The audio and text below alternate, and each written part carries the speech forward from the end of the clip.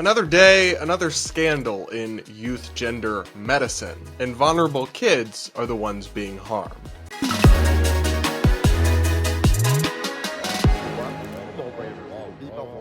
We're going to break down a really disturbing story about new data that's just out about the medical transitioning of minors that was initially covered up, and so much more on today's episode of the Brad vs. Everyone podcast, my daily show where we take on the craziest ideas from across the internet, our media, and our politics, all from an independent perspective. Up first, guys, a quick correction. I mentioned a statistic in a few episodes ago from Bloomberg News about how 94% of hires in corporate America were after 2020 were people of color rather than white people. I want to include an update that statistic has actually been challenged or arguably even debunked, so I shouldn't have repeated it credulously, although it was from a very mainstream and respected news outlet, so I thought it was safe to cite. I guess not. I'll include a link in the description if you're interested in hearing more, but I did want to acknowledge that mistake. And now we got to talk about a story that is really, really damning and upsetting. It is, of course, an update in the dark world of youth gender medicine, the kind of pseudoscientific, activist-dominated field of healthcare where they have medically transitioned minors, given them puberty blockers, hormone therapy, and in some cases even sex change surgeries while under the age of 18, despite there not really being any high quality evidence showing that these treatments are either safe or effective. And when there is evidence showing that these treatments aren't effective or necessarily aren't safe, well, they're not always exactly forthcoming about that evidence. As we talked about some time ago on the podcast, a major taxpayer funded study into this had null results, but the researchers didn't want to release it because they thought it would be used to undermine access to minors transitioning. That study is finally out, and the data show exactly what we thought it would show. Let's take a look at some reporting from Benjamin Ryan, who covers these and other health-related issues on Substack. I will link to his Substack in the description. Definitely go and subscribe if you're interested in these kinds of topics. Long-awaited puberty blockers study is out in preprint, finding no change in kids' mental health, Ben reports. The New York Times reported in October that the lead author, Dr. Joanna Olson Kennedy, had held off from publishing the study, which did not see mental health improvements for political reasons. So the short version is that they studied a bunch of kids with gender dysphoria or gender confusion who were given puberty blockers and found no mental health improvement. So the argument for them has always been that you have to give kids these treatments because otherwise terrible things might happen and they massively improve their mental health. Turns out, at least according to this data set, that they conveniently and suspiciously tried to avoid releasing until now, even though they've had it for some time. That's not true. Ben's reporting continues. A much anticipated study on the use of puberty blockers among a group of nearly 100 minors with gender dysphoria has finally emerged in preprint form. The study found that, contrary to what Dutch researchers who founded the field of pediatric gender medicine in the 1990s and 2000s found in their seminal 2011 paper, children's mental health markers did not improve while on the drugs. Instead, the children had fairly good mental health overall that simply remained constant during the year or two they spent on blockers. The study, as it notes, involves the largest longitudinal cohort of youth with gender dysphoria initiating medical interventions with puberty blockers in early puberty to be followed in the United States. Now, the author of this study, Dr. Joanna Olson Kennedy, is a radical ideologue who is distorting the science to push an agenda here, not actually just trying to figure out what the best way to treat kids is. And I know this because she actually has tried to spin these null findings, these results that directly contradict her hypothesis that these medications would improve kids' mental health by saying, well, they might have gotten worse if they didn't have the puberty blockers. Seriously, that's the spin she's putting on these results, which is just not a standard of evidence we would ever accept in any other form of medicine. And also, these studies are never done with a control group, so we actually don't know that they would have gotten worse or not. It's just a desperate stretch that makes it clear to me that there's an agenda here. They're not really interested in finding out what the best way to help these vulnerable kids actually is. And that's why this story is so maddening to me, because People who have opposed medically transitioning minors, like myself, for years, all the way back to like 2018, I first started speaking out against this, have been attacked for not caring about these kids, for having blood on our hands if terrible things happen to them because of their mental health deteriorating from not getting these treatments. Yet we've actually been the ones following the science, to use that kind of liberal canard, all along. And we actually do, at least I certainly do care about these kids, and I want what's best for them, which is why I want evidence-based medical treatments, not woke pseudoscience pushed in an ideological movement. I could go off about this for a long time, but more reporting here from Ben. In October, New York Times reporter Azine Garashi reported that the study's lead author, Dr. Joanna Olson Kennedy, had long withheld the study, which finished gathering its data in 2021, from publication for political reasons. She did not want its null findings, which she found unexceptional, to be weaponized. This came after British researchers had also tried and failed to replicate the Dutch study's finding that blockers improve mental health. Having explicitly hypothesized that blockers would improve mental health, the British researchers also sat on their null findings for years and finally published them in 2021. So this is crazy to me. I mean, this is literally a cover-up.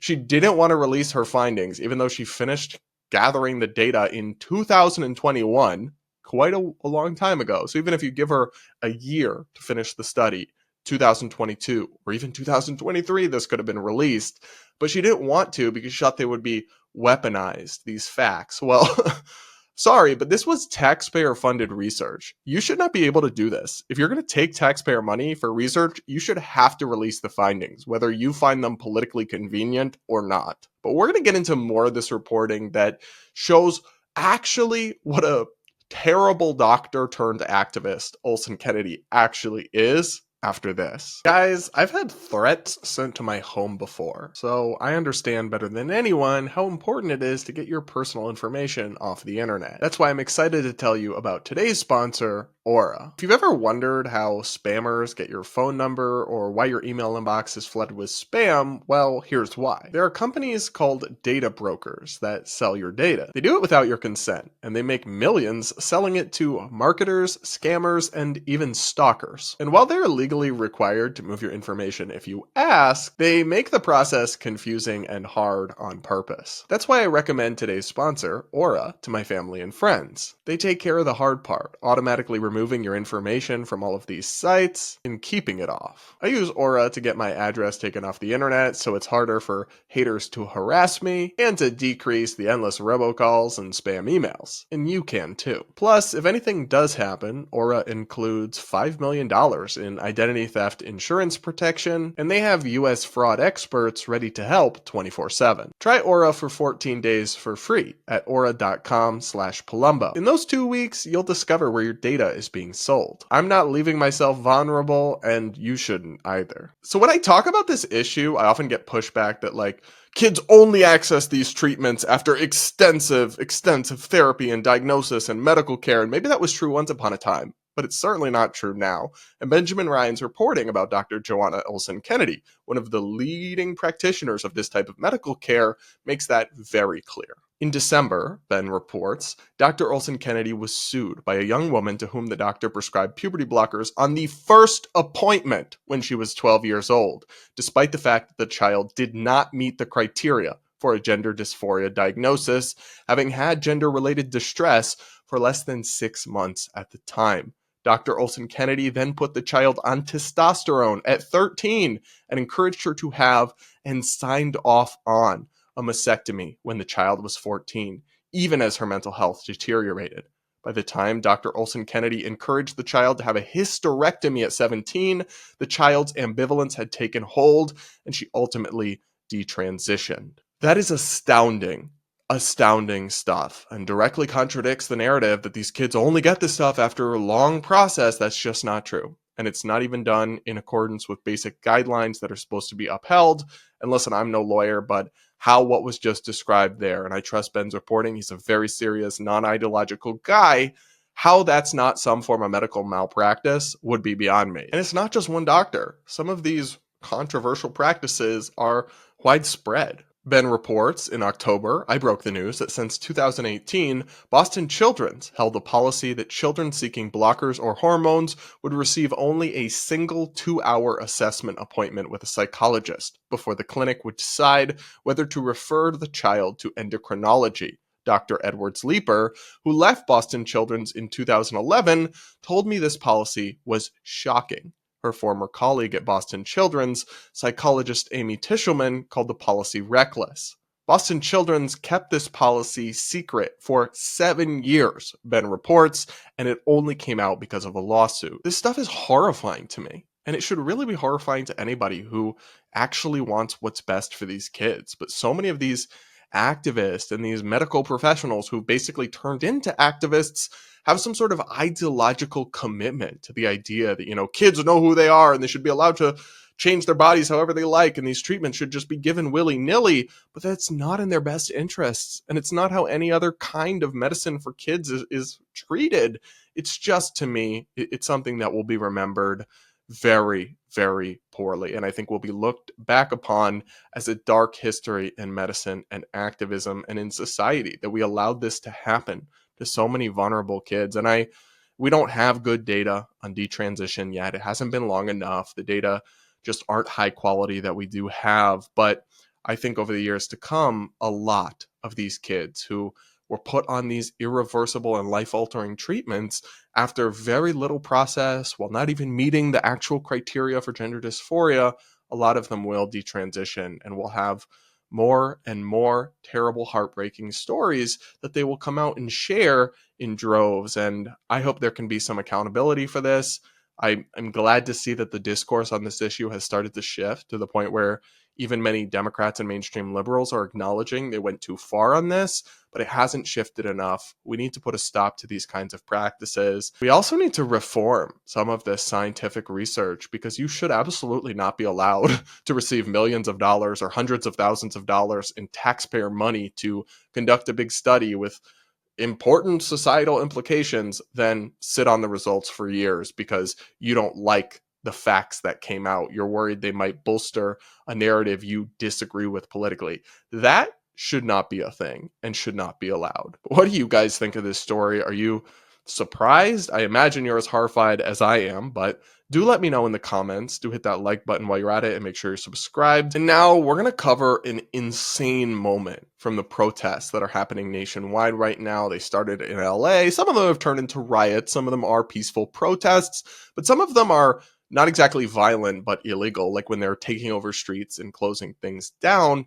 And the right-wing reporter Savannah Hernandez went to one such protest in New York City where they were blocking traffic to protest ICE. And listen, I don't care if I agree with your opinion or not. You absolutely have a right to peacefully protest and speak your mind, but you don't have a right to block traffic and to trap people and harm them. But that is exactly what some of these woke white libs in New York City did, even refusing to move when a black woman begged them to because she needed to get to work to take care of her children. This is some shocking stuff that really does show that these riots have gone too far. Take a listen. But I have a kid. If I don't and these people are having their children taken and their parents. What about my kids? I take my dog. Look at this. Then what happens to my kid? I can't help you. But you can if you could just move out the way. You're not going to. How is this a peaceful protest if there's nothing to do? No, it's not. How do y'all as white people feel about stopping a black woman from going to work? Oh no, not work. I care so much. So you don't care about stopping black people from going to work? Look at this line that you guys are causing. I'm not causing no problems. I'm not trying to. We're just trying to leave. Woke white liberals have officially gone too far. I'm sorry, but the audacity to mock this black woman who's trying to get to work to take care of her family. Oh no, not work. Yeah, okay, Mr. Professional Activists. I'm sure you live in your girlfriend's house rent-free or whatever, or you have your trust fund from your hedge fund manager father who paid for your, PhD in gender studies at Brown or whatever, but not everybody has that kind of privilege, to use a term you guys like. And the idea that you would mock Not even just to refuse to move, which alone is diabolical enough. Let's be absolutely clear. Not even just refuse to move, but mock this woman who's just trying to get to work. And you're trapping all these people and stopping them from fulfilling their obligations and taking care of their families just because you want to make a statement about why you disagree with what ICE and the Trump administration is doing. You have every right to make that statement. You have every right to make that opinion on the sidewalk, not blocking traffic in the street. That's a crime. That's not peaceful protest. You can say it's peaceful. It's not peaceful when you are basically trapping people and blocking them from going where they need to go. That's a violation of their rights. That's an act of aggression towards them. And the police should have taken you and your hippie friend and thrown you in the back of a car, handcuffed you, and let you spend a night in jail. Because you don't have a right to do that to people. And it wasn't just this one woman. There was a whole line of cars of people. Savannah Hernandez reported about this on X, including some even more emotionally compelling situations. Someone replied to Savannah and wrote, "White liberals blocking a black mother from getting to work to defend illegal immigration is peak progressive colonialism. They don't fight for the oppressed, they just like being in charge of them." Savannah replied, because she was on the ground there reporting, which kudos to her for doing that. "They were truly the most condescending and horrible people I've ever spoken to. A mother with a special needs son was like, 'Please move, my son has an appointment.' And they were like, 'Too bad.'" That is absolutely unhinged to do this and to think that you're like going to help your cause. I don't know about y'all, but if I was this random black woman trying to get to work, or a mom trying to get health care for my special needs child, and some protesters decide to stop me from doing that, get between me and taking care of my family, that's the last thing I would ever do, is be like, you know what? I think I like their cause now. Yeah, I think I'm going to support them. No, I would hate these people. Same with when climate people do this, or in LA with these protests, they're taking over bridges. It's like, make your message heard through peaceful demonstrations that can be loud, that can be in your face, but don't harm other people to make a point. This is like when these Greta Thunberg wannabes throw soup on precious paintings to try to protest climate change or something. No one finds this compelling. Y'all look deranged, privileged, and absolutely hypocritical beyond belief. And this is the problem. This is why I am, while I have concerns about it, sympathetic to people like Trump who want to overrule state and localities and send in the National Guard or what have you, because these blue state officials just let people do this crap. The police eventually dispersed this, and some people were arrested in New York City, but there's way too much tolerance for harming other people in the name of protests, whether it's rioting, whether it's looting.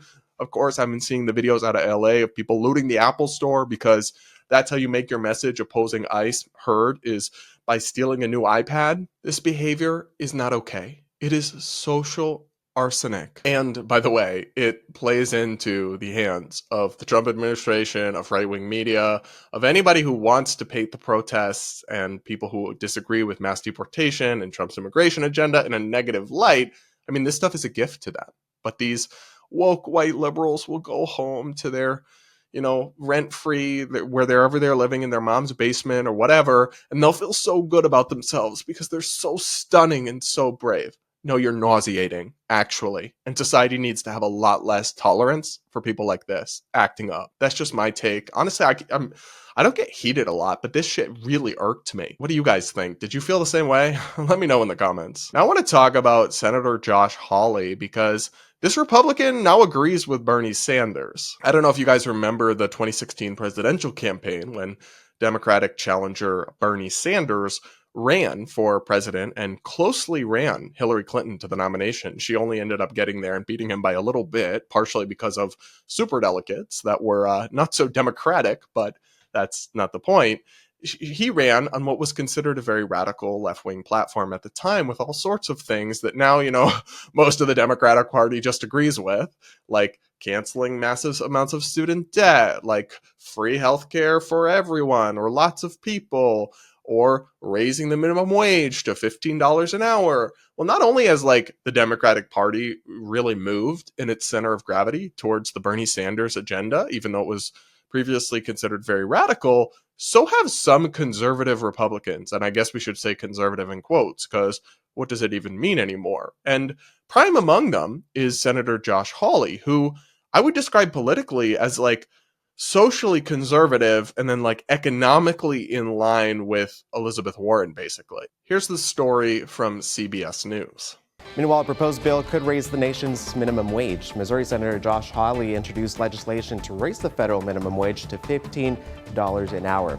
The Higher Wages for American Workers Act would increase the minimum wage standard starting next year and also calls for increases in subsequent years to match inflation. Hawley made a statement accompanying this announcement that was factually flawed. For decades, working Americans have seen their wages flatline, Hawley said. One major culprit of this is the failure of the federal minimum wage to keep up with the economic reality facing hardworking Americans every day. This bipartisan legislation would ensure that workers across America benefit from higher wages. So there's some problems with that statement. For one, American workers' wages have not flatlined for decades. That's a common myth, but I'll link to some sources. If you calculate wages in the correct way, workers' wages have not stagnated over recent decades. They've increased by a modest amount.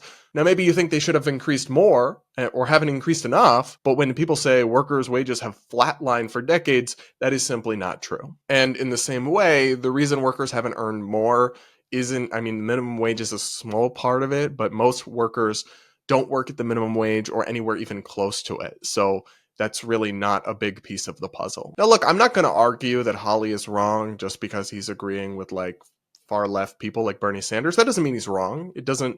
I think it does raise into question whether he's really adopting the conservative position. I mean, what does that even mean these days, really? Certainly, it's not like the traditional Reagan conservative position whatsoever to support this kind of government intervention. The real reason that Hawley is wrong here is simple. The real minimum wage, no matter what you set it at, is $0 an hour. It's them not hiring you at all. And if you were to set this one-size-fits-all solution of $15 minimum wage across the nation in all 50 states, what you are essentially doing is making it illegal to employ anyone who can't produce $15 an hour or more in value for their employer. And I'm sorry, but there are some people who are just getting started in their careers, or teenagers who need a lot of training, or people with no skills and no degree who maybe can only produce $12 an hour for an employer at working for them. And so maybe they can afford to pay them $11 an hour, and then it's profitable for the company, but at the $15 minimum wage, they just won't employ them. They're not going to lose money on hiring employees. It's not a charity. Businesses across the country aren't run like charities. So you might think you're helping, but you're just actually going to make potentially millions of jobs not exist and illegal. Some workers will benefit from having a higher wage, sure, but others will have their hours cut or not get hired at all, and the benefits will be outweighed by the costs. There's also just the problem of why would this need to be done at the federal level at all? The cost of living varies massively across this country. And in some places, it's way higher than others. There shouldn't be one minimum wage. It should just be set state and locally. This point was made by Republican Senator Kevin Cramer on Fox Business. Take a listen. The federal minimum wage right now is $7.25. What do you think about raising the federal minimum wage?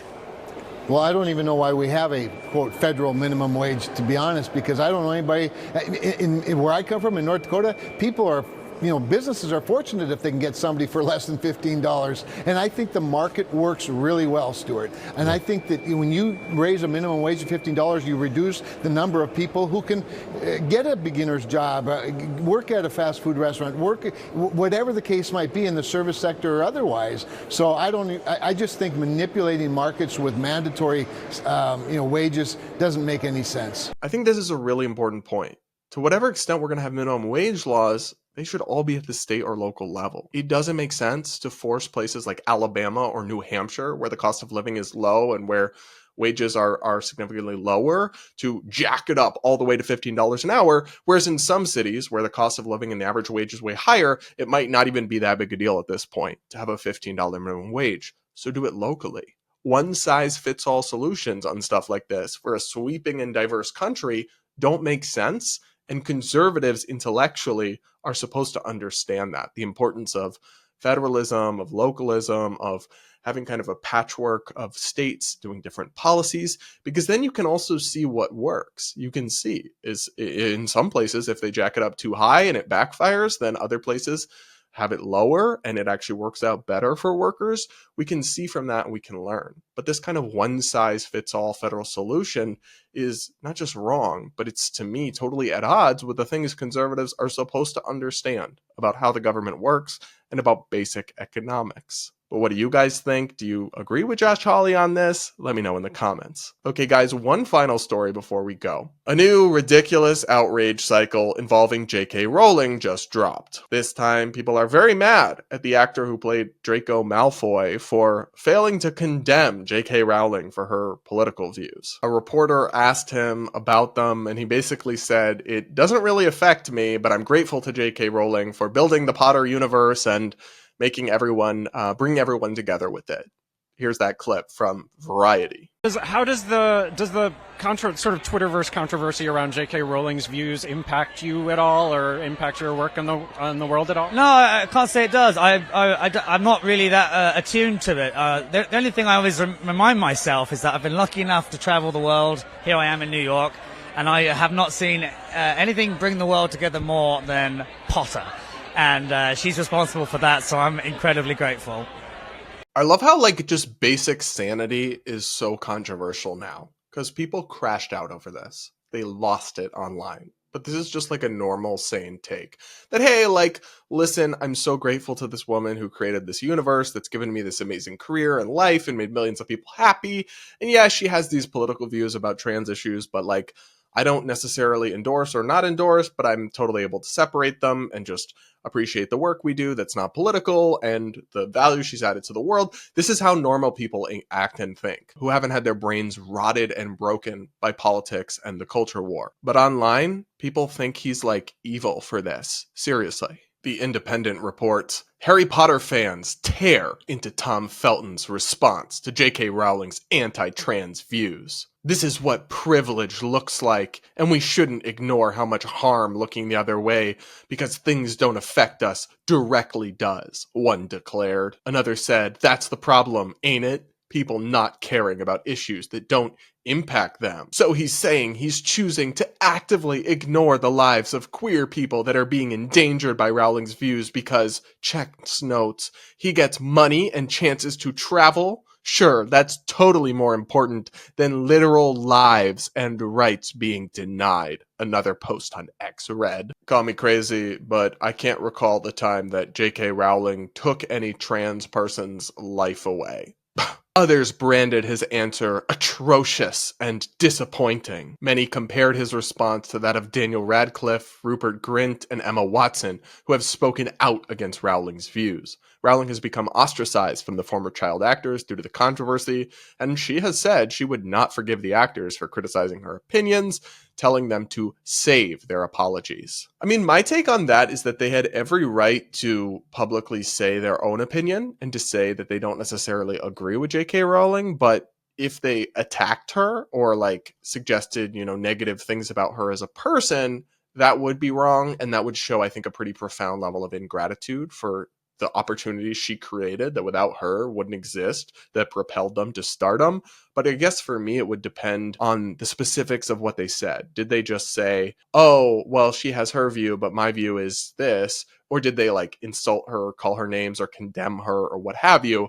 I don't know the specifics of what they said, so hard for me to draw a super firm take on that. But it sounds to me like this Tom Felton guy just has the kind of basic common sense that we need more of, not less. For example, as the Independent reports, Felton has previously brushed off the Rowling controversy, telling The Times in 2022, I couldn't speak for what others have said or what she said, to be completely honest, but I'm often reminded, attending Comic-Cons in particular, that no one has single-handedly done more for bringing joy to so many different generations and walks of life.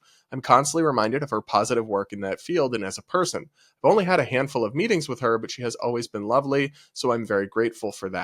He added, I'm pro-choice, I'm pro-life, I'm pro-discussion, I'm pro-love. I don't tend to pick sides. I won't talk specifics, but I enjoy reminding myself and others that a lot of my good friends have ways of life or personal decisions that I don't necessarily agree with. We should enjoy celebrating each other's differences. Wow. I mean, kudos to him, because in a woke industry like entertainment and Hollywood, it does take a little bit of bravery to be saying these kinds of things.